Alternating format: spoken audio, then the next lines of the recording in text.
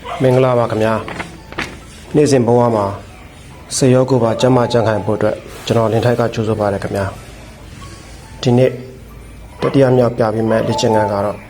bicycle crutches လေ့ကျင့်ခန်းဖြစ်ပါတယ်ဒီလေ့ကျင့်ခန်းက1 bike 2တစ်ဖြစ်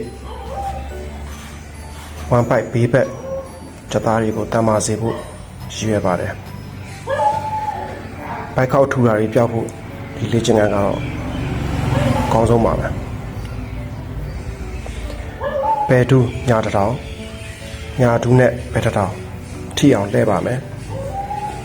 လဲပင်ကိုလက်နဲ့အတင်းဆွဲမထားပါနဲ့1 bike အားကိုပဲအသုံးပြုပါအသက်ကိုမှန်မှန်ရှူပြီးဘယ်ညာတက်ညီလက်ညီနဲ့လောက်ကပါမယ်စက္ကန့်30လောက်တုံးနိုင်ရင်အကောင်းဆုံးပါပဲချစ်လက်တဲ့1 bike သားကိုပိုင်ဆိုင်နိုင်ကြပါစေနောက်တစ်ပုဒ်မှပြန်ဆုံးမယ်နော်စိတ်ရောကိုယ်ပါကျမ်းမာပျော်ရွှင်ကြပါစေ